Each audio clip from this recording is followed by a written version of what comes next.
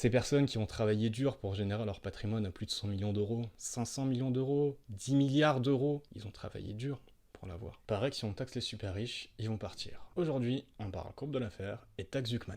La courbe de l'affaire, c'est quoi? C'est un graphique en fait qui permet de démontrer le niveau optimal des impôts. À partir d'un certain montant d'impôts, ça devient trop. Les gens les plus imposés, ils préfèrent partir plutôt que continuer à payer l'impôt. La taxe Zuckman, c'est un projet de loi qui est actuellement en lecture au Sénat et qui a pour objectif de taxer les patrimoines supérieurs à 100 millions d'euros à hauteur de 2% de la valeur. Ça veut dire que pour un patrimoine de 100 millions d'euros, vous allez payer 2 millions d'euros d'impôts. Ouais, mais en vrai, c'est même encore plus gentil que ça, parce qu'en réalité, la taxe Zuckman, elle prévoit de rajouter de l'imposition lorsque l'imposition totale qui est payée par le foyer est inférieure à 2% du patrimoine que ce foyer détient. Ça signifie que si ce foyer paye déjà un impôt équivalent à 1,5% de la valeur totale du patrimoine, la taxe, elle va rajouter que 0,5%. En revanche, s'il paye déjà plus de 2%, il va pas être touché.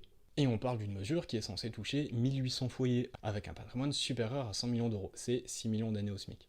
Juste pour mettre les choses en perspective. L'autre chose à prendre en compte, c'est que c'est un patrimoine de 100 millions d'euros, il se valorise tout seul avec le temps, et on estime que ça prend entre 4 et 8% annuel. Donc, prendre 2% la valeur d'un patrimoine qui prend lui-même entre 4 et 8%, en dehors de tout revenu que peut générer ce patrimoine, on parle de loyer, de dividendes, d'intérêts et autres sources de revenus, honnêtement, je pense que ça va, on s'en sort plutôt bien. Mais voilà, on nous explique que si on demande à ces 1800 foyers de faire cet effort supplémentaire et insurmontable, ils vont partir, et ça va avoir un effet contre-productif, la France va perdre de l'argent. Pas exactement, parce qu'en réalité, si on regarde ces patrimoines, ils payent déjà quasiment pas d'impôts par rapport à ce qu'ils possèdent, et on estime qu'en cas de départ de ces 1800 foyers de France, la baisse des recettes fiscales, elle serait de 0,03%. Donc, l'exil fiscal, finalement, il a pas trop d'impact. Non, on m'explique qu'ils vont délocaliser leur société.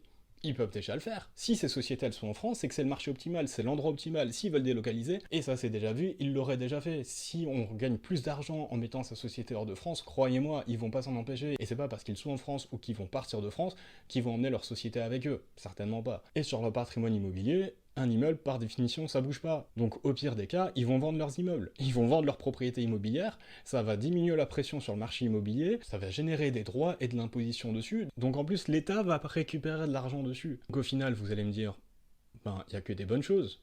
Soit ils restent et ils payent, et ça fait des recettes fiscales qu'on estime à 20 milliards d'euros par an, soit ils veulent pas payer, ils partent, et ça génère quand même des recettes fiscales. Oui, mais faut comprendre. Ces personnes qui ont travaillé dur pour générer leur patrimoine à plus de 100 millions d'euros, 200 millions d'euros, 500 millions d'euros, 10 milliards d'euros, ils ont travaillé dur pour l'avoir. Ils se sont levés tous les matins, ils ont commencé tout en bas de l'échelle, au SMIC.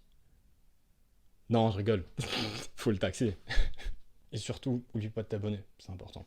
Et c'est pas taxé.